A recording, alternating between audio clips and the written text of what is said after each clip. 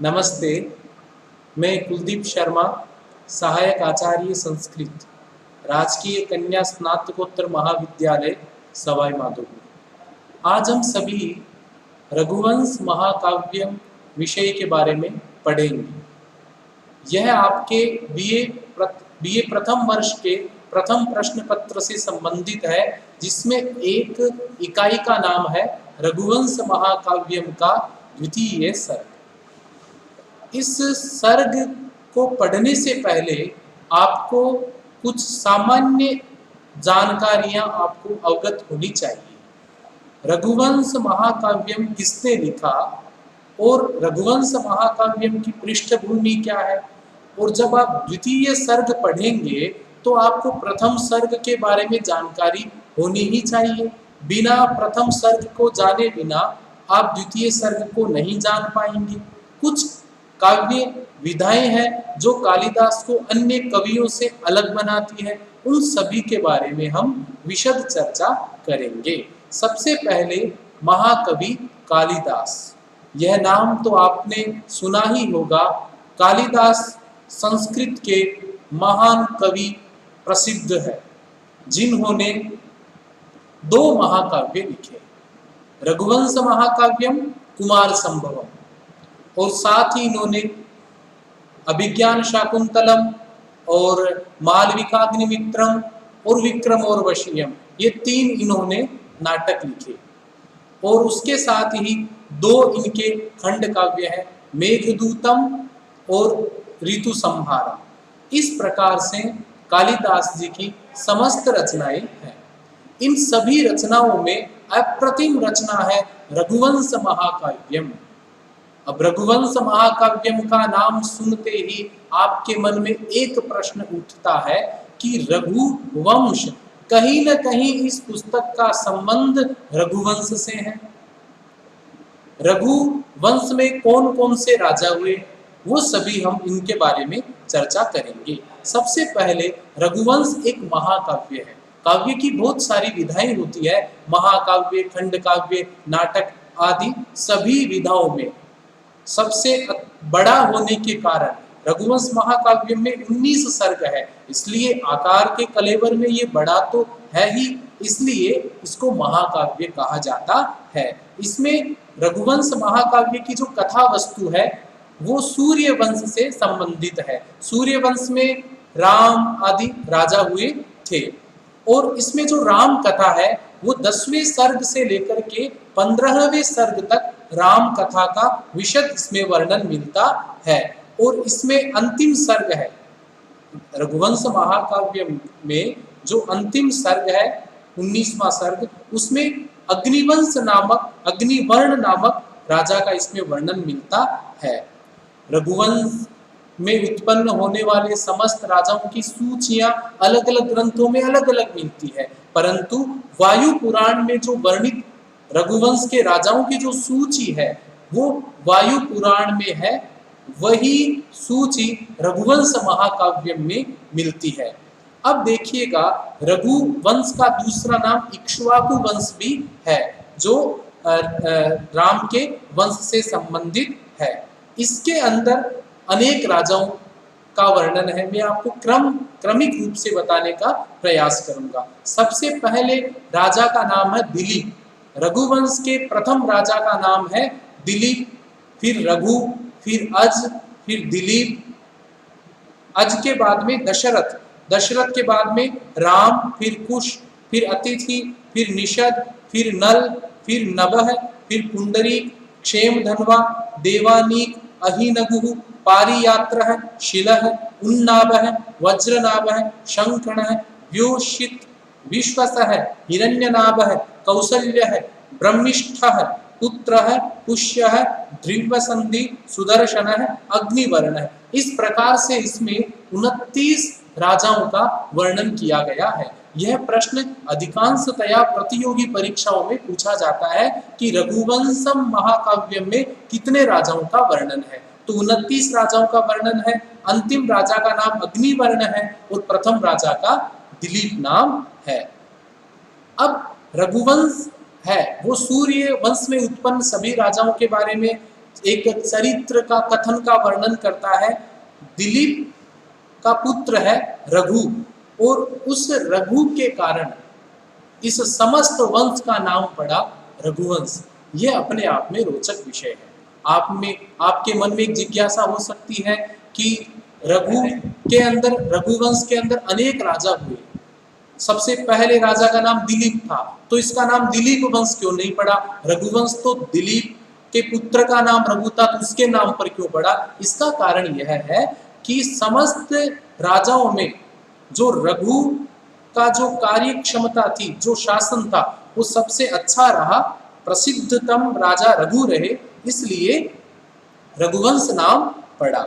उसके बाद में आपको बता दूं कि इसमें प्रथम सर्ग है, प्रथम सर्ग में राजा दिलीप का वर्णन मिलता है।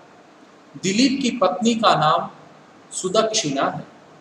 राजा दिलीप एक समस्या से ग्रसित रहते हैं, उनके पुत्रोत्पत्ति नहीं होती है। जब पुत्रोत्पत्ति नहीं होती है तब वे वशिष्ठ आश्रम में जाते हैं। वशिष्ठ आश्रम में जाने के बाद वशिष्ठ मुनि उनकी समस्या का निराकरण करते हैं। उनकी समस्या का निमित्त था कामधेनु के सम्मान में राजा का ध्यान नहीं रहना, इसलिए कामधेनु की पुत्री नंदिनी की सेवा करना होता है। तो वशिष्ठ के आदेशानुसार दिलीप व सुदक्षिणा नंदिनी नामक गाय की सेवा करते हैं, और साथ में दोनों पति और पत्नी राजा व रानी वशिष्ठ आश्रम में रहते हुए उस दिलीप नामक गाय की वो सेवा करते हैं, और उस सेवा के माध्यम से अंत में वो जो नंदिनी गाय है वो राजा की परीक्षा लेनी चाहती है। परीक्षा के रूप में एक सिंह आ जाता है और उस नंदिनी को मारने के लिए तैयार होता है। तब वो राजा आकर के उसे प्रार्थना करते हैं और अपने शरीर को समर्पित कर देते हैं। इससे प्रसन्न होकर के दिलीप पुत्र का वरदान देती है। इस प्रकार से प्रथम सर्ग बड़ा ही रोचक और बड़ा ही महत्वपूर्ण है, जो आप प्रथम सर्ग के अंदर आप देख सकते हैं। एक बता दूं कि कालिदास जी के रघुवंश महाकाव्यम पर बहुत सारी टीकाएं लिखी गई है। यह प्रश्न भी अधिकांशतया पूछा जाता है। रघुवंश महाकाव्यम पर सबसे प्रसिद्धतमा टीका है वो है मल्लीनाथ सूर की टीका लिखी हुई है, वो बहुत ही प्रसिद्ध है, और उस टीका का नाम है संजीवनी। जो मल्लीनाथ सूर ने जो टीका लिखी रघुवंश पर, उस टीका का नाम है संजीवनी। तो आप जब रघुवंश महाकाव्यम का द्वितीय सर्ग पढ़ते हैं तो आप संजीवनी टीका की सहायता से भी इस ग्रंथ को और अर्थ सार्थक दृष्टि से आप इसको और भी समझ सकते हैं। अब आपको बता दूं, रघुवंश महाकाव्यम में जो मंगलाचरण है वो बहुत ही अद्भुत है। वो मंगलाचरण इस प्रकार है: वागर्था विव संपृक्तौ वागर्थ प्रतिपत्तये जगतः पितरौ वंदे पार्वती परमेश्वरौ। इस रघुवंश के मंगलाचरण में कालिदास जी माँ पार्वती और शिव की प्रार्थना करते हैं। इन दोनों के बीच में जिस प्रकार से शब्द के साथ अर्थ का संबंध रहता है, शब्द के बिना अर्थ नहीं रह सकता, अर्थ के बिना शब्द नहीं रह सकता, इसी भाव को कहते हैं संपृक्त भाव। जिस प्रकार से शब्द और अर्थ के बीच में संपृक्त संबंध है, उसी प्रकार शिव और पार्वती जी के बीच में भी यह संबंध है। तो शब्द और अर्थ की प्राप्ति के लिए ऐसे संबंध वाले शिव और पार्वती जी की वो प्रार्थना करते हैं मंगलाचरण में। इस प्रकार से आगे देखते हैं कि कालिदास जी की उपमा अलंकार के विषय में वो विशेष रुचि रखते हैं। इसमें ऐसे बहुत सारे उदाहरण मिलेंगे जिसमें उपमा अलंकार का प्रयोग किया गया है। तितिर्षु दुस्तरम मोहात् उदुपेनास्मि सागरम। इसमें बहुत बड़े समुद्र और छोटी सी नाव जिस प्रकार समुद्र को पार करने में असक्षम रहती है, उसी प्रकार कालिदास जी भी अपनी समस्या का प्राकट्य करते हैं और वो कहते हैं इतना बड़ा रघुवंश और मैं मंदमती कालिदास किस प्रकार से इस रघुवंश के चरित्र का वर्णन कर पाऊंगा, जो अपने आप में उपमा अलंकार का बहुत ही अच्छा उदाहरण है। आगे देखेंगे कि इसका प्रारंभ में एक बात कही गई है। वैसे रघुवंश का प्रथम राजा दिलीप है, परंतु ऐसा कहा गया है कि वैवस्वत नामक मनु के वंश में चंद्रमा के समान दिलीप उत्पन्न हुआ था। और आगे ऐसा भी संकेत प्राप्त होता है कि इक्ष्वाकु वंश में कुकुत्स्थ नामक राजा हुए थे, इसलिए कुकुत्स्थ नाम से इस वंश को काकुत्स्थ वंश भी कहा जाता है। इस प्रकार से हमने आज रघुवंश महाकाव्यम के कवि कालिदास जी, उनकी रचनाओं के बारे में और प्रथम सर्ग जो आपकी द्वितीय सर्ग पढ़ने के समय बहुत ही जरूरी है, द्वितीय सर्ग में हम आगे की जो कथा है उसके बारे काव्यम के द्वितीय सर्ग के बारे में आज पढ़ेंगे। विगत वीडियो में आप सभी ने कालिदास जी के रचना परिचय के बारे में पढ़ा और यह भी आपने जाना कि रघुवंश एक महाकाव्य की विधा है और उस रघुवंश में 19 सर्ग है और 19 सर्ग में हमारे पाठ्यक्रम में द्वितीय सर्ग है। द्वितीय सर्ग पढ़ने से पहले आपको प्रथम सर्ग के बारे में जानकारी मैंने विगत वीडियो में दी थी। द्वितीय सर्ग जो रघुवंश महाकाव्यम का है उसमें 75 श्लोक है, पंचसप्तति श्लोक है और सभी श्लोकों में राजा दिलीप व उनकी सहधर्मिणी सुदक्षिणा का वर्णन है। यह यहाँ पर एक ऐसे प्राकृतिक दृश्य का वर्णन है, उस आश्रम का वर्णन है जहाँ पे राजा दिलीप व उनकी पत्नी सुदक्षिणा नंदिनी गाय की सेवा करते हैं। आपको मैंने प्रथम सर्ग में बताया कि दोनों पति और पत्नी वशिष्ठ मुनि के पास में आते हैं। वशिष्ठ मुनि के आदेशानुसार कामधेनु की पुत्री नंदिनी की सेवा करने का वो संकल्प लेते हैं। तो उसी कड़ी में हम द्वितीय सर्ग में पढ़ेंगे। अब आपको मैंने पिछली बार बताया था कि रघुवंश महाकाव्यम में रघु वंश में उत्पन्न राजाओं का वर्णन किया गया है। उन सभी राजाओं में दिलीप बहुत ही पराक्रमी, दृढ़ संकल्पित राजा है।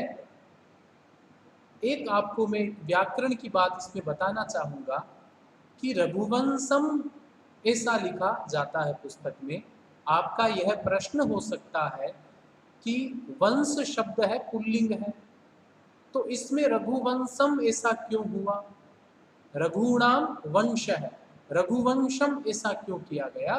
तो इसका समाधान यह होगा कि इसमें जो महाकाव्य है, महाकाव्यम, यह नपुंसकलिंग शब्द है और जो महाकाव्य विशेष्य है उसका विशेषण है रघुवंशम। इसलिए रघुवंशम में नपुंसकलिंग होने का कारण एक बात इंगित करता है कि यह महाकाव्यम है। महाकाव्यम में नपुंसकलिंग है, इसलिए यह पद भी रघुवंशम होता है। इसके बाद में हम देखेंगे कि सबसे इसमें जब रघुवंश महाकाव्यम के द्वितीय सर्ग को हम पढ़ना प्रारंभ करते हैं तो कुछ इसमें श्लोक आते हैं, जिन सभी श्लोकों के बारे में हम पढ़ेंगे। जैसे प्रथम श्लोक है, अथ प्रजानामधिप प्रभाते जाया प्रतिग्राहित गंधमाल्यां वनाय पीत प्रतिबद्धवत्सां यशोधनो धेनुमृषेर्मुमोच। यह श्लोक आपके द्वितीय सर्ग का प्रथम श्लोक है। इसमें इस श्लोक में छंद कौन सा है? आपको बता दूं कि इस द्वितीय सर्ग में सभी श्लोकों में उपजाति नामक छंद है। अंतिम छंद को छोड़ करके सभी जगह उपजाति छंद का प्रयोग किया गया है। उपजाति छंद का लक्षण सामान्य आपको बताऊं, उपजाति में दो छंदों के लक्षण होते हैं। इंद्र वज्रा, उपेंद्र वज्रा को मिला करके उपजाति छंद बनता है। एक सामान्य पहचान है उपजाति छंद की कि प्रत्येक छंद के चरण में 11 वर्ण होंगे। जैसे ये श्लोक बोला, आप गिनिएगा, अथ प्रजानाम अधिपः प्रभाते, तो एक चरण में 11 वर्ण होंगे। फिर जाया प्रतिग्राहित गंधमाल्याम, इसमें भी 11 वर्ण है। इस प्रकार से 4 चरण हो गए, प्रत्येक चरण में 11 वर्ण होते हैं। अर्थात हमें 11 वर्ण के बाद तक हमें अनवरत रूप से बोलना है। मैं वापस बोलूंगा ताकि आपको छंद का भी ज्ञान हो। अथ प्रजानामधिप प्रभाते, रुक रहा हूं मैं यहाँ पे क्योंकि 11 वर्ण पूरे हो चुके हैं। आगे, जाया प्रतिग्राहित गंधमाल्याम, 11 वर्ण पूरे हो गए। वनाय पीत प्रतिबद्धवत्साम, यहाँ पे 11 हो जाते हैं। यशोधनो धेनु मृषेर्मुमोच, यह इस छंद की बात हुई। अब हम इस श्लोक की व्याख्या के बारे में पढ़ते हैं। आपके प्रश्न पत्र में श्लोक आता है, श्लोक की व्याख्या पूछी जाती है। तो श्लोक की सब प्रसंग व्याख्या पूछी जाती है।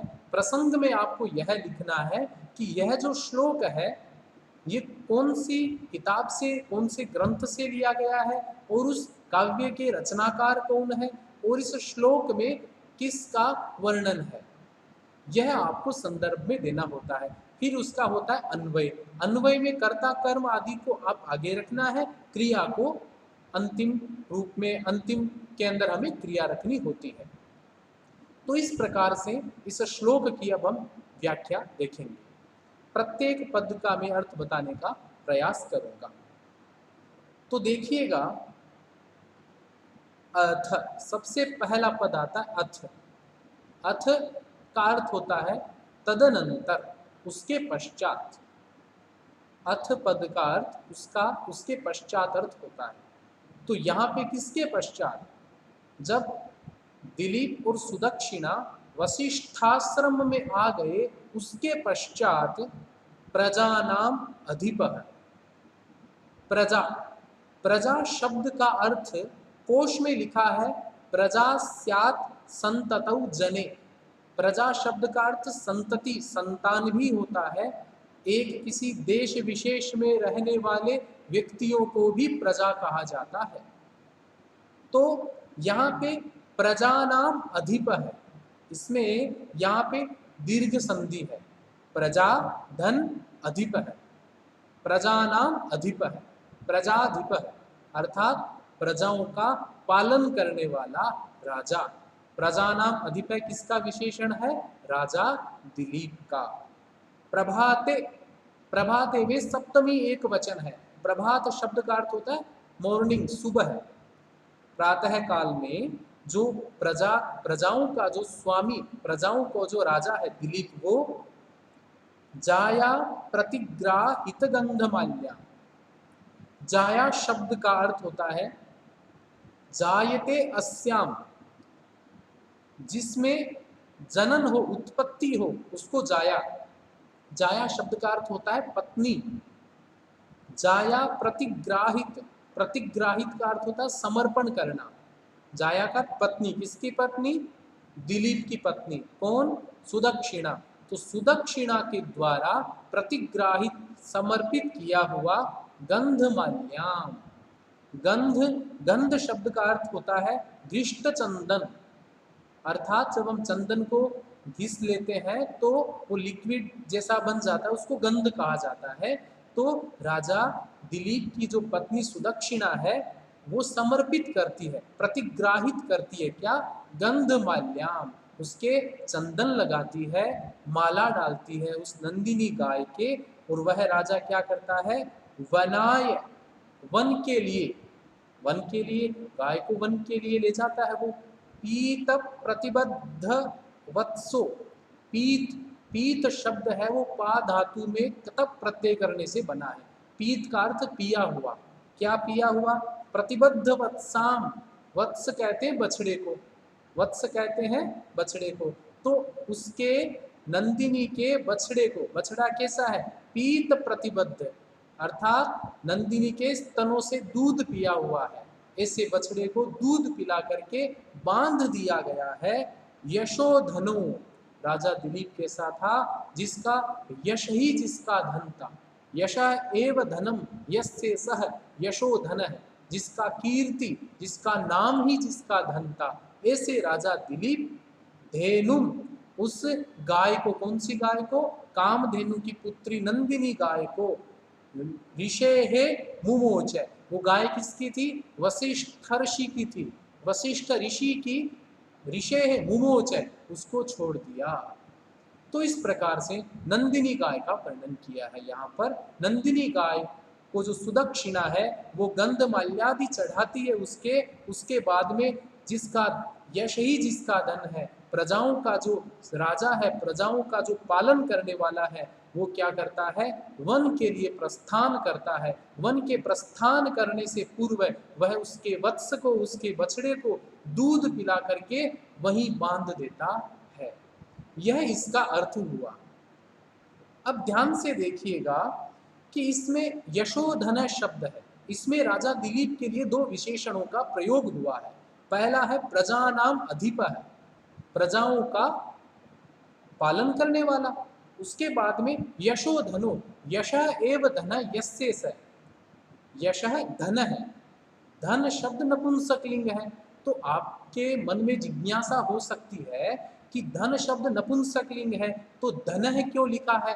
धनम लिखा हुआ होना चाहिए, यह आपके मन में जिज्ञासा होती है। इसका समाधान यह है कि भले ही धन शब्द नपुंसकलिंग का हो, परंतु बहुव्रीहि समास में अन्य पद में जो लिंग होता है उसी लिंग का अनुसरण बहुव्रीहि समस्त पद में होता है। तो यशोधन है, दिलीप, अन्य पद दिलीप है, उस दिलीप पुल्लिंग है, इसलिए यहाँ पर यशोधन है, पुल्लिंगंत शब्द होगा, न कि क्लिबंत शब्द होगा। इस प्रकार से इस श्लोक का अर्थ होता है। एक आपको बता देता हूं, यशोधन है, यशोधन में रूपक अलंकार है। देखो दो अलंकार होते हैं, उपमा और रूपक। उपमा में क्या होता है? उपमान और उपमेय दोनों अलग अलग होते हैं। किसी बालिका का मुख चंद्रमा के समान है, तो यहाँ पे बालिका का मुख है वो उपमेय है और चंद्रमा है जो उपमान है, ये दोनों अलग अलग है। परंतु रूपक अलंकार में क्या होता है? अभेद, दोनों में भेद रखा ही नहीं जाता है। यशोधन जो पद है, इसमें यदि हम यह कहें कि धन कैसा है? यश के समान धन है, दोनों अलग है, यश अलग है, धन अलग है। धन उपमेय है और यश उपमान है, दोनों को अलग अलग अलग करके रखा जाता है, परंतु दोनों में अभेद कर दिया जाता है। यशोधन है तो इसमें रूपक अलंकार होता है। इसी प्रकार जैसे चंद्रमुखी, बहुत सारे उदाहरण बनते हैं जो रूपक अलंकार के हैं। रूपक अलंकार का आपने लक्षण है तद्रूपकम अभेद उपमान उपमेयो हो, जब उपमान और उपमेय दोनों में अभेद, भेद नहीं रहता है, उसको रूपक अलंकार कहते हैं। उपमेय का मतलब होता है जिसकी उपमा की जाए। बालिका का मुख है, उसकी हम उपमा करेंगे, और जिसके द्वारा उपमा की जाती है उसको कहते हैं उपमान। चंद्रमा के द्वारा हम उपमा करते हैं, इसलिए चंद्रमा क्या होगा? उपमान होगा। इस प्रकार से रूपक अलंकार में उपमान और उपमेय दोनों में भेद नहीं रखा जाता है।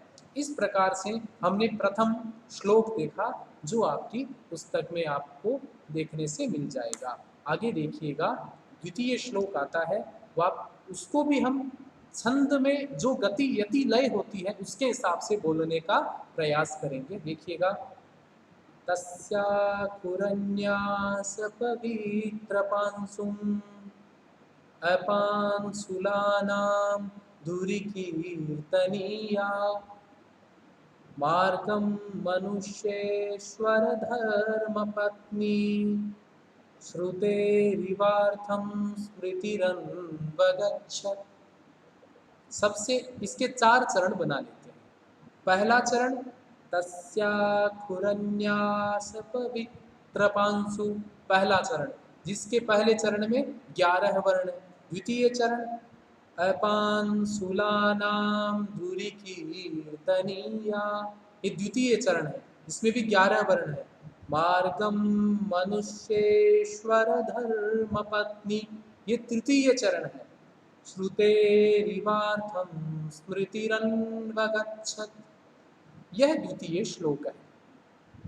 जब राजा दिलीप उस नंदिनी गाय को वन में ले जाता है तो उसके साथ में उसकी पत्नी भी उसके साथ में जा रही होती है। तभी राजा कुछ क्रिया करता है, उस क्रिया का वर्णन इस श्लोक में है। तस्याह, तस्या जो शब्द है वो तद शब्द का स्त्रीलिंग षष्ठी एक वचन का रूप है। तस्या मतलब उसका, यहाँ पे स्त्रीलिंग कौन है? जो नंदिनी गाय है उसका। तस्या उस नंदिनी का, खुरन्यास पवित्र पांसु, खुर बोलते हैं जो पैरों के नीचे जो होते हैं खुर, वो न्यास, न्यास का मतलब होता है रखना, स्थापित करना। जैसे शिलान्यास होता है, शिला रखी जाती है इसलिए शिलान्यास होता है। इसी प्रकार खुरन्यास, खुरन्यास का मतलब होता है वो जो नंदिनी है वो अपने खुरों को रखती है। कहाँ रखती है? उसके रखने से।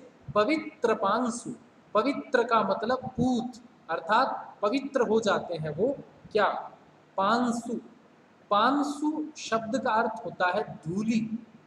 जब मार्ग में व्याप्त जो धूल है, उस धूल पर जब नंदिनी अपने पैर उस धूल पर रखती है तो रखने से वहां की जो मार्ग में रहने वाली मिट्टी है वो पवित्र हो जाती है। अपांसुलाना, एक है पांसु जिसका शब्द होता है धूली, और अपांसुल शब्द है, ध्यान से देखिएगा। अपांसुल शब्द का अर्थ होता है पतिव्रता, पांसुल शब्द का अर्थ होता है दोष, और अपांसुल मतलब जिसमें दोष नहीं हो। तो पतिव्रता में किसी भी प्रकार का लेश मात्र भी दोष नहीं होता है, उसके मन में उसके चरित्र में दोष नहीं होता है, इसलिए कहा जाता है अपांसुल। तो अपांसुलानाम धुरी, अपांसुलाना में षष्ठी बहुवचन है। तो समस्त पतिव्रताओं में धुरी, धुरी का मतलब अग्रगण्या। कीर्तनीया, कीर्तनीया का यहाँ पे अर्थ क्या होता है? कीर्ति करने योग्य। धुरी कीर्तनीया मार्गम मनुष्येश्वर धर्म पत्नी श्रुते इवार्थम स्मृतिरन्वगच्छत्। तो जो समस्त पतिव्रताओं में आगे गिनी जाने वाली रानी सुदक्षिणा है वो क्या करती है? उस मार्ग में उस नंदिनी के पीछे पीछे चलती है। उस मार्ग में ऐसी पांसु है, ऐसी मिट्टी है जिस मिट्टी पर नंदिनी के खुर पड़ने से वो धूलि पवित्र हो चुकी है। मार्गम मनुष्य ईश्वर धर्म पत्नी, मार्गम उस मार्ग में मनुष्येश्वर, मनुष्य का ईश्वर कौन होता है? राजा। राजा यहाँ पर दिलीप है। मनुष्येश्वर में गुण संधि है, क्योंकि मनुष्य में जो य है उसका अ और ईश्वर का ई, अ और ई मिलाकर ए होते हैं। तो मनुष्येश्वर धर्म पत्नी, मनुष्येश्वर यहाँ पर राजा दिलीप है। धर्म पत्नी अर्थात उसकी जो पत्नी सुदक्षिणा है वो श्रुते है इव अर्थम स्मृति ही अन्वगच्छत्। अंतिम पद है, बड़ा ध्यान देने योग्य है, आपकी परीक्षा में आ सकता है। श्रुते है इव अर्थम स्मृति ही अन्वगच्छत्। श्रुति शब्द का अर्थ होता है वेदे वेदस्य सर्वैः श्रूयमाणत्वात् वेदाः श्रुतित्वम्।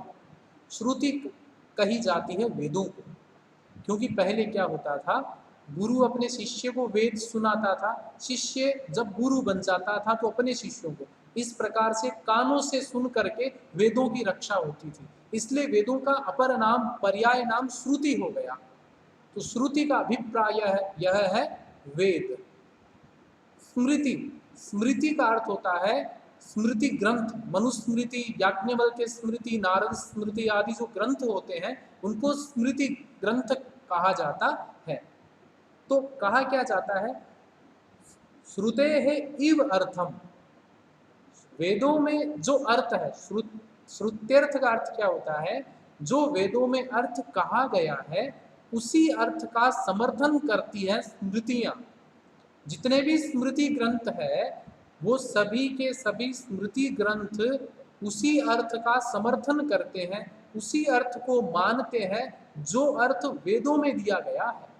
तो कहने का अभिप्राय क्या हो गया कि जितनी स्मृतियां हैं वो सभी स्मृतियां श्रुति के, वेदों के अर्थ का अनुसरण करती है, वेदों के अर्थ के पीछे पीछे चलती है। यह कालिदास की गजब की उपमा आप देख सकते हैं कि वो रानी सुदक्षिणा है, वो उस मार्ग में उस नंदिनी के पीछे कैसे चलती है, जैसे स्मृतियां वेदों के अर्थ का अनुसरण करती है। जिस प्रकार वेदों का अर्थ का अनुसरण स्मृतियां करती है, उसी प्रकार उस नंदिनी रूपी गाय के पीछे पीछे रानी सुदक्षिणा चलती है। ऐसा मार्ग जिसकी मिट्टी उस नंदिनी के फुर रखने पर पवित्र हो चुकी है, ऐसी नंदिनी गाय और सुदक्षिणा का यहाँ पर वर्णन किया गया है। यहाँ पे उपमा अलंकार का प्रयोग किया गया है।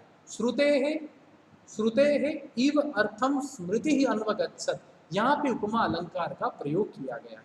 मैं आपको उपमा अलंकार बताता हूँ। प्रस्फुटम सुंदरम साम्यम उपमा इति अभिधीयते। प्रस्फुटम बिल्कुल साफ, प्रस्फुटम सुंदरम बहुत ही सुंदर लगे, अर्थात हम किसी के बीच में समानता करें तो समानता में प्रस्फुट होना चाहिए, प्रस्फुटता होनी चाहिए। प्रस्फुटता का अर्थ हो गया कि किसी भी प्रकार का वहां पर संशय नहीं हो।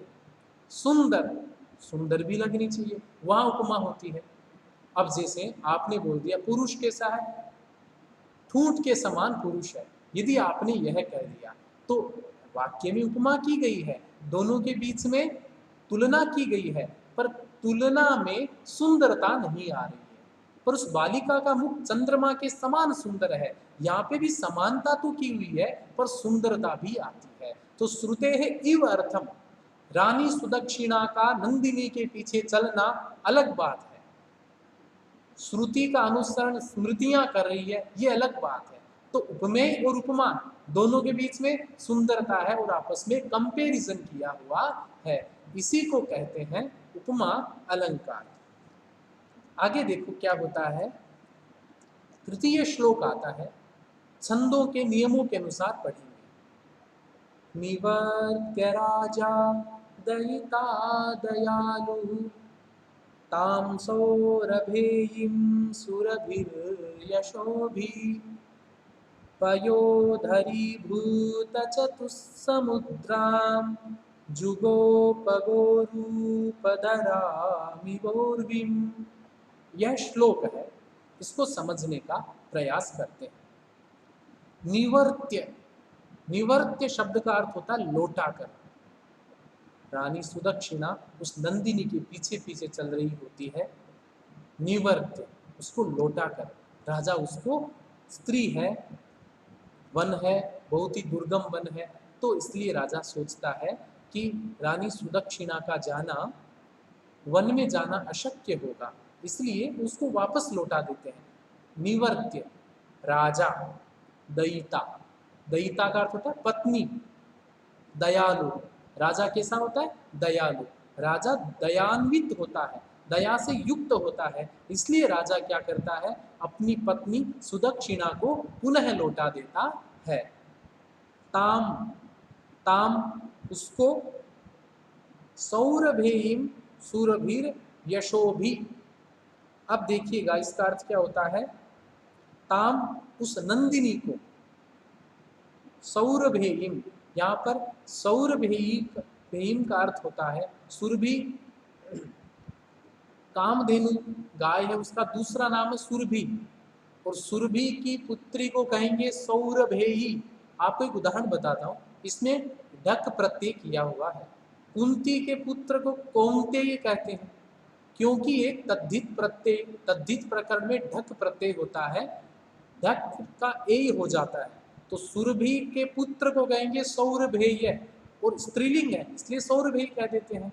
तो सौरभेयम का अर्थ यहाँ पर क्या होता है, उस नंदिनी को, सुरभि की पुत्री को, सुरभिर यशोभी। उसके बाद में यहाँ पे सुरभि यशोभी, सुरभि शब्द का यहाँ पर अर्थ है मनोहर, यशोभी अर्थात कीर्ति के द्वारा।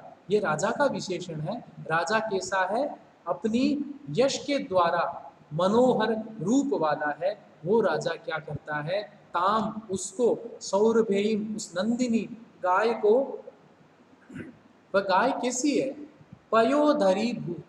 पयोधर शब्द का अर्थ होता है स्तन, स्तन होता है। पय शब्द का अर्थ होता है दूध, धर का अर्थ होता है धारण करना, पयः धारयति इति पयोधर, तो जो दूध का जो धारण करती है पयोधर। गाय के 4 स्तन होते हैं। चतुसमुद्राम, जिस प्रकार हमारी पृथ्वी के 4 महासागर है, उसी प्रकार उस नंदिनी गाय के भी 4 थन रूपी, 4 स्तन रूपी क्या है, समुद्र के समान है। जुगोपय, उसकी वह राजा क्या करता है, रक्षा करता है। गोरु, वह नंदिनी किसके समान है, उस गाय के समान है। धराम इव उर्विम, उर्वी का अर्थ होता है पृथ्वी, अर्थात राजा उस नंदिनी को सिर्फ गाय ही नहीं समझता है, उस गाय को वह संपूर्ण पृथ्वी समझता है। ऐसी पृथ्वी, पृथ्वी जिसके 4 स्तन है, वो स्तन किसके समान है, चारों समुद्र के समान है। क्योंकि रघुवंश में कहा गया है, रघुवंश में ऐसा कहा गया है, आ समुद्र क्षितिशीताना, आ समुद्र क्षितिशाना, अर्थात जो रघुवंश में उत्पन्न हुए राजा वो समुद्र पर्यंत पृथ्वी की क्या करते थे, सुरक्षा करते थे। तो राजा उसको नंदिनी गाय नहीं समझता है, उसको एक पृथ्वी के समान समझता है, और पृथ्वी का प्रजा का पालक होने के कारण वह उस स्तनों को समुद्र मानते हुए उस गाय की रक्षा करता है। देखिएगा, सुरभीर यशोभी, राजा के 2 विशेषण बताए।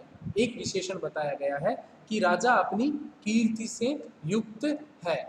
अब देखिएगा, इस श्लोक में अनुप्रास अलंकार का प्रयोग किया हुआ है।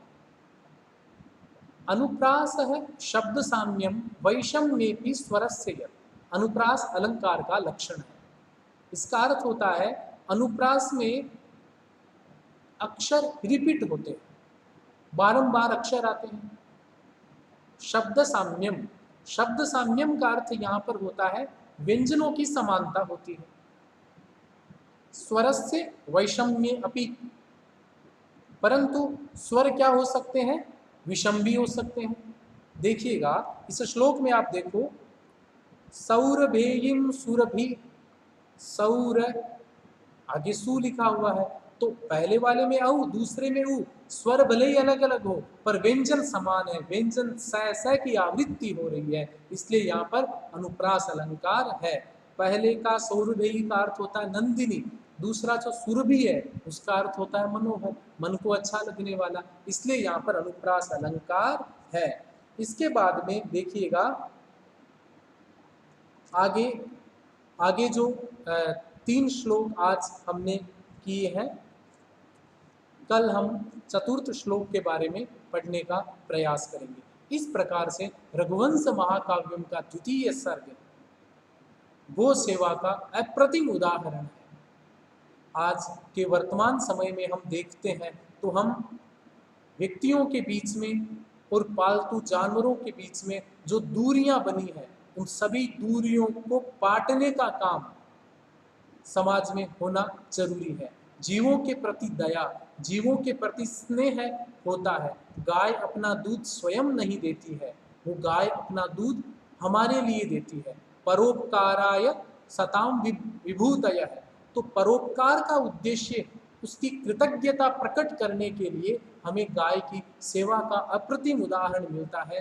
राजा दिलीप और रानी सुदक्षिणा की गाय सेवा का वर्णन। आज के लिए धन्यवाद।